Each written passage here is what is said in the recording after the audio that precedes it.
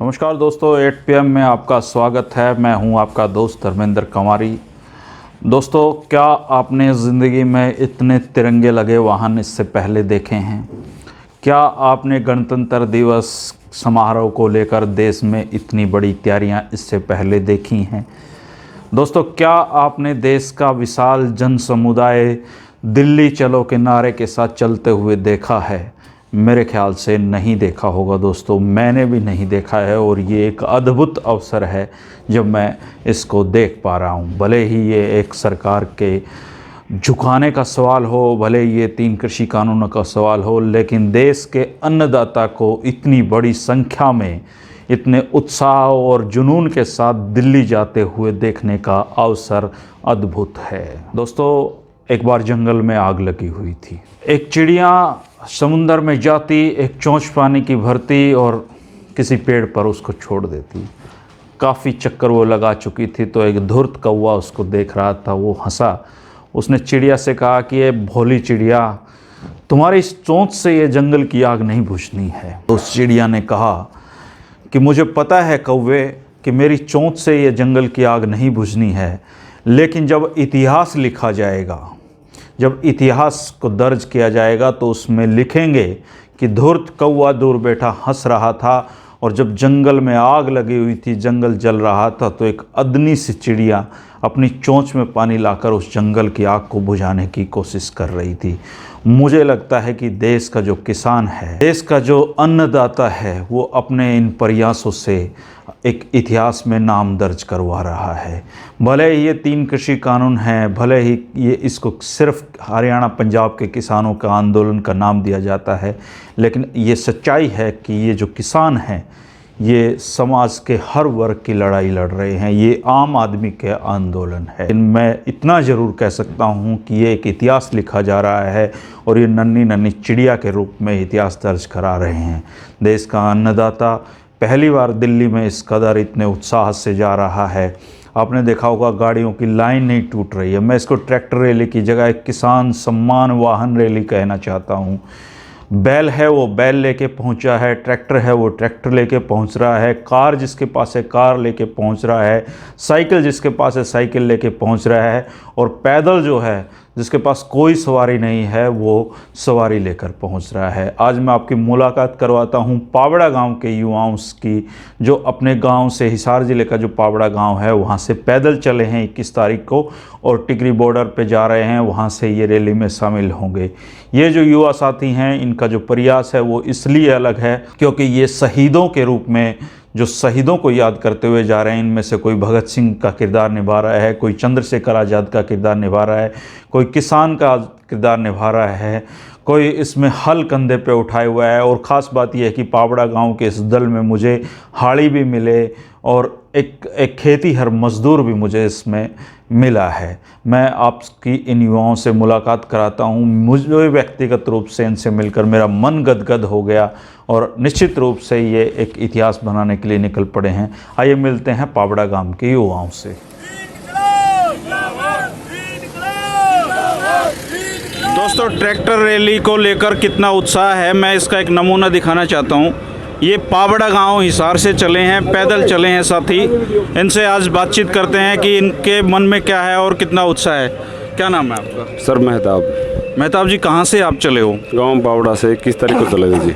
पावड़ा गांव से 21 तारीख को चले हो, तो क्या मकसद है, क्या अंदर जज्बा है आपका? अंदर जज्बा जो सरकार ने काले 3 कानून दे रखे हैं उनके खिलाफ हम जा रहे हैं। जब तक वो वापस नहीं होंगे हम घर वापस नहीं करेंगे। अच्छा। उनको ख़त्म करवा के ही आएंगे। हम पैदल जा रहे हैं लोगों के अंदर जागरूकता पैदा करने के लिए। क्रांतिकारियों ने अपने देश के लिए बलिदान दिया था। वो कोई राजनीति के लिए नहीं लड़े थे अपने उसके लिए। वैसे ही हम भी सरकार को कहना चाहते हैं कि हमारी आहुति ले लो और ये 3 कानून काले वापस करो। तो आपने जैसे चंद्रशेखर आज़ाद के रूप में आपने अपने आप को रखा? हाँ जी, बिल्कुल। हमने एक टीम बनाई है। टीम के हर एक सदस्य हैं, उसमें से कोई साथी आगे भी गए हुए हैं, उसमें से कुछ हैं हमारे साथ। सबका अलग अलग रोल है। तो आप हल लेके जा रहे हैं साथ में? हाँ जी, हल भी है हमारे साथ, मजदूर भी है हमारे साथ, भगत सिंह भी है हमारे साथ, सुखदेव, चंद्रशेखर सभी हैं जी। आपका क्या नाम है? मेरा नाम राम मेहर है जी।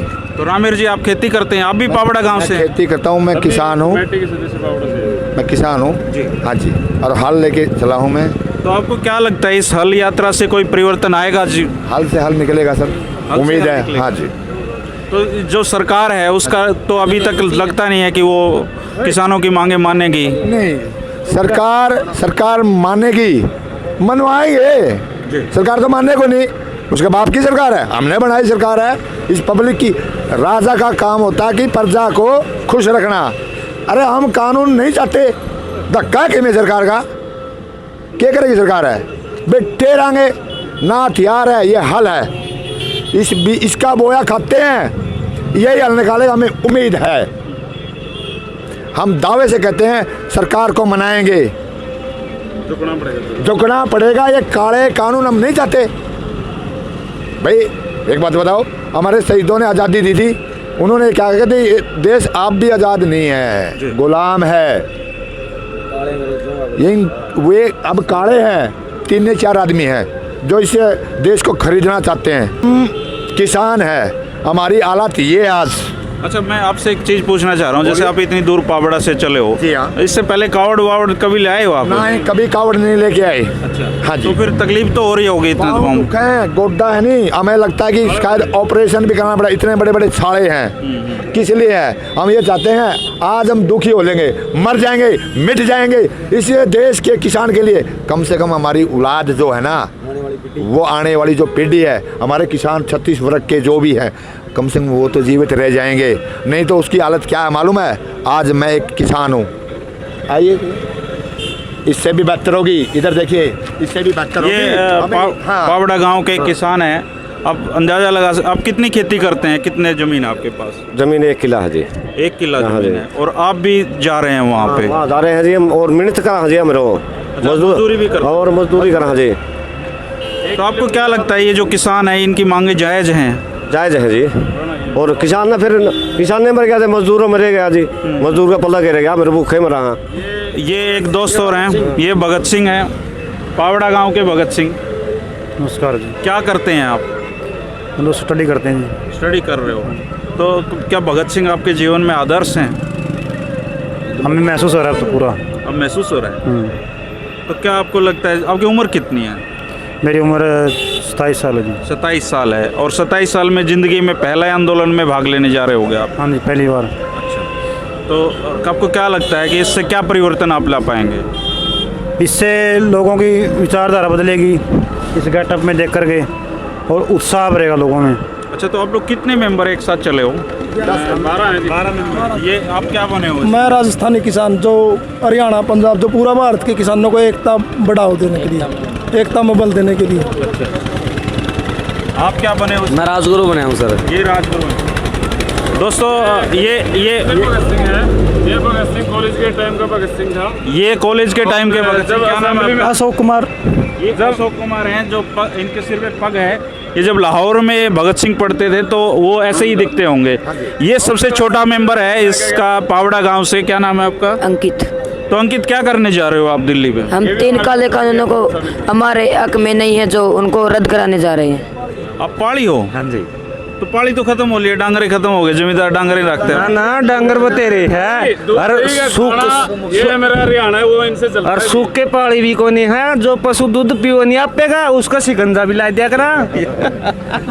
कदे कितनी भैंसे चराते हो आप? मैं 8-10। 8-10 भैंसे सुबह लेके निकल जाते हो? हाँ। पावड़ा में जंगल है? नहीं है पंचायती जगह है, जोड़ है, उन पे रखते हैं। अच्छा, तो ये जो आपका घेसड़ा बोलते हैं ना इसको, ये जब कोई खतरा दिखता है ना, हाँ। तो ये सर से ऊपर जाता है, और ये सर से ऊपर लेके चल रहे हैं, क्योंकि भाई ये तीनों कानून हमको सर बिल्कुल खतरा दिख रहे हैं, आने वाली पीढ़ियों के लिए भी और अपने लिए भी। दोस्तों, आप अंदाज़ा लगा सकते हैं कि देश के युवाओं में किस कदर इस आंदोलन से जागृति आई है। तौर पर देश के जो युवा हैं उनमें एक बदलाव की लहर है, और इस बहाने वो आंदोलन करना सीख रहे हैं, और ये देश में नई इबारत जरूर लिखेंगे।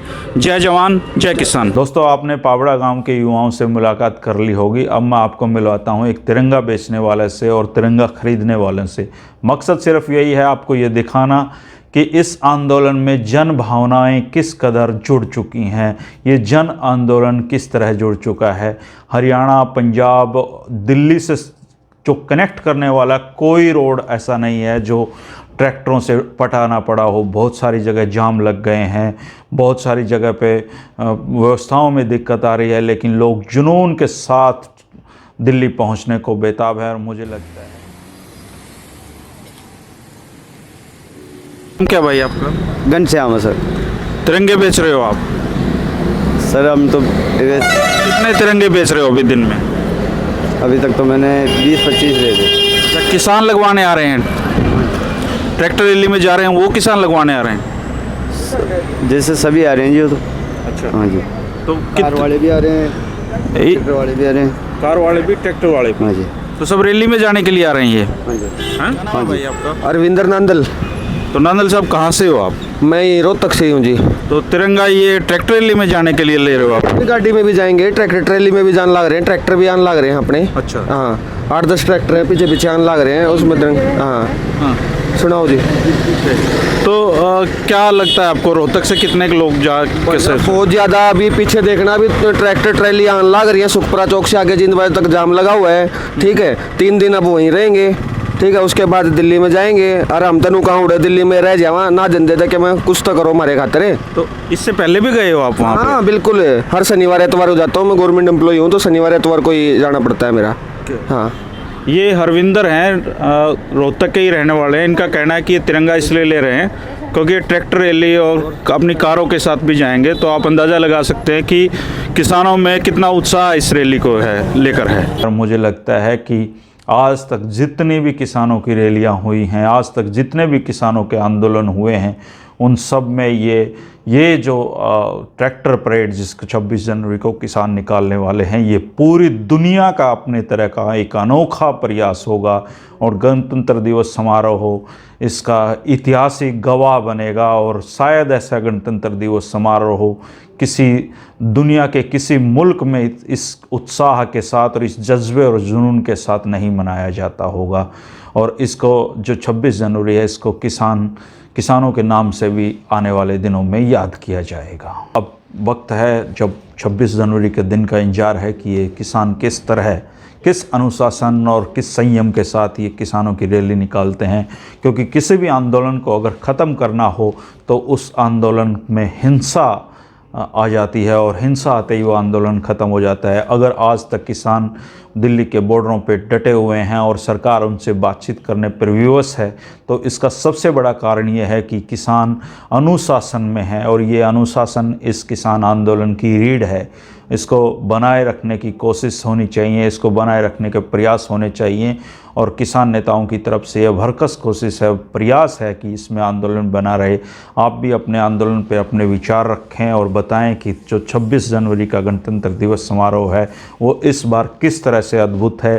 किसान इस सफल ट्रैक्टर रैली के बाद सरकार पर क्या दबाव पड़ेगा और आपको आने वाले दिनों में क्या उम्मीद लगती है। मिलते रहिए दोस्तों 8 PM में। कल फिर चर्चा करेंगे एक नए मसले के साथ, नए अपडेट्स के साथ। शुक्रिया, नमस्कार।